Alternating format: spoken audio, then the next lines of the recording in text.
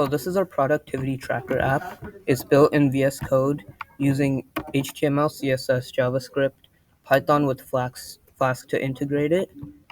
So basically, to run it, we'll just do the app.py, and this will launch a web page where right now, if we refresh this page, because we refreshed the application, it should open up productivity tracker.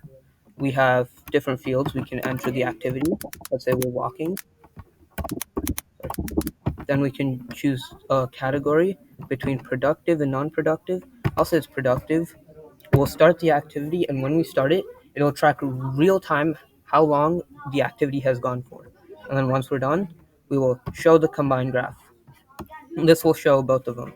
Now, once we, let's say we're done with walking, talking, we're gonna change it as non-productive.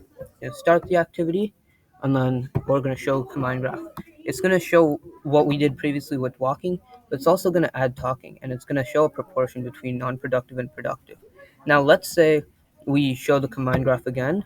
You can see that the walking has stayed the same, but the talking has changed. So it's gonna remove the it's going to stop counting the walking when we started the talking.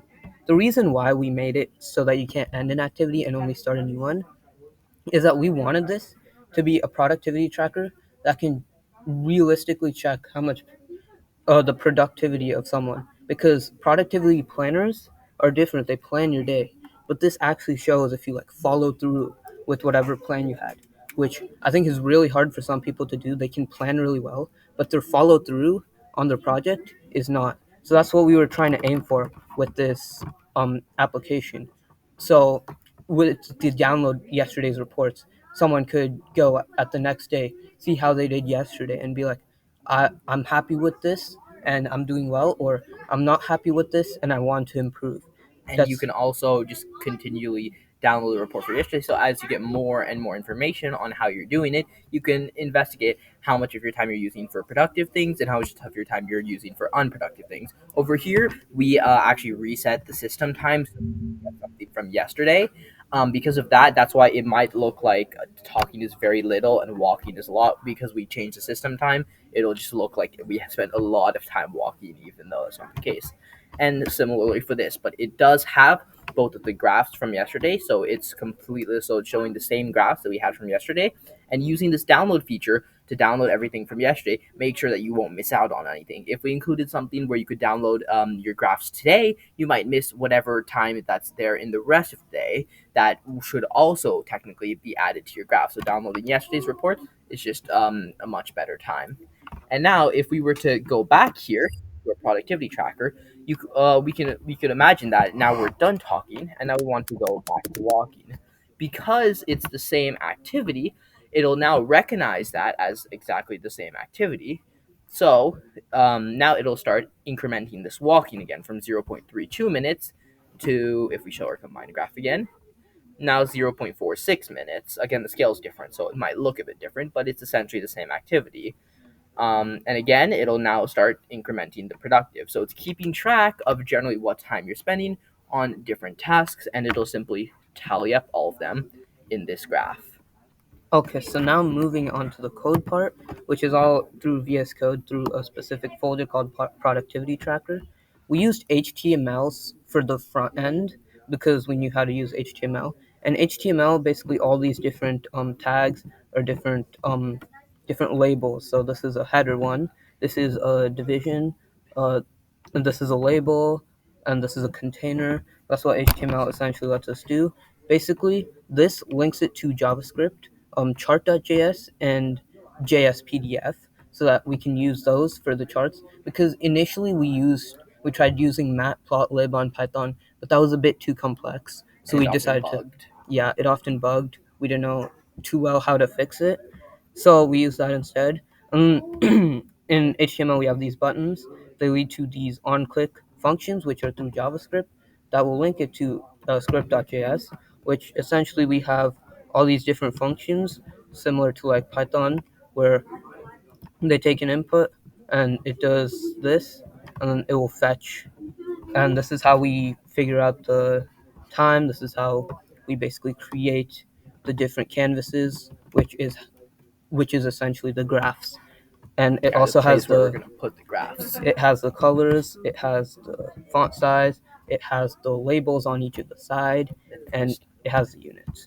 And then we have styles.css, which essentially it shows how we style each of these. So the H1 is the header, and this is essentially what we do. We have the color, we have a different thing called the padding, which is on the sides, margin, which is on the full sides. This is the form section. Then this is the body, so everything in the body here. It's really simple to do.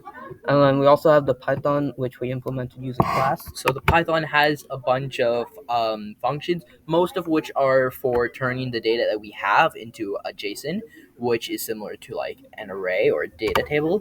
And we have functions such as save yesterday's data that simply just saves whatever data was there from yesterday. Whenever we move on to a new day, we can load the same data from yesterday. And we also have this before request that checks for a reset. In other words, we want to reset the whole graph if we're moving to a new day, because a new day, we want to see a new productivity meter, a new sort of scale, a new sort of time. So we have the if statement for if today is different from our last reset date. Of course, our last reset date is the previous day, the last time which we reset the whole graph. So then, if today is not our last reset date, then we go through all of this process to save yesterday's data with the activities, the productivity time, and the non-productive time. We save these things to make sure that when we load it as a PDF, it works properly, and we have a place where the data is stored. And of course, the yesterday's data is stored in a JSON, which allows us to see all the different activities. So we have a list of different activities and how much time was spent on each of them. Then we have a list of how much time was productive and how much time was non-productive. So then if you look through here, we have other functions like this one is the basic function that simply renders the index.html, which allows you to view the HTML code on our website. We have the slash start, which makes a request to bring in whatever information might be for today and turn on the given time. And also end any activity that might have been there in case we're moving to a new day. And then we also append or put inside the list of activities for yesterday, whatever activities we might have had. Then we also have get data, which again just gets the data from our current status and sends it over to the HTML, which will then use that to create our graphs as well and our JavaScript. So basically, the main idea of this was that we want to track productivity as a real time, but this can already be done with like exercise or fitness with an Apple Watch.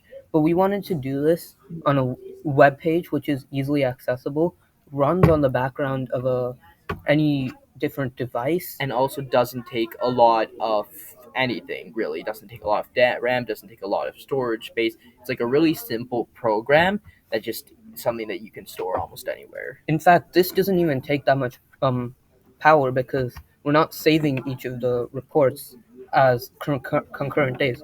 It's only going to show yesterday's report, which makes it really have a ton of space, and we're not really overwhelming it with information, so it can run fast. And we really thought of people who like can't get an Apple Watch, people who really just want to know how they're doing.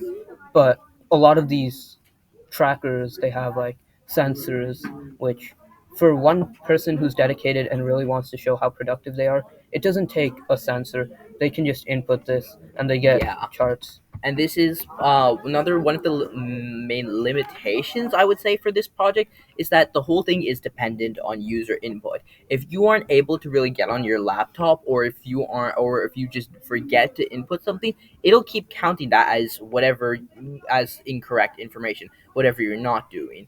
So I would say one of the major limitations with this tracker is that it requires the user to have some sort of input. But then again, considering the constraints that we had, it's extremely difficult to determine or create some kind of sensor or something that will detect what exactly you're doing on your computer. So this is this just a simple design that requires input from the user. And yeah, that's our whole project. project. Thank you for the opportunity and thank you for watching our video.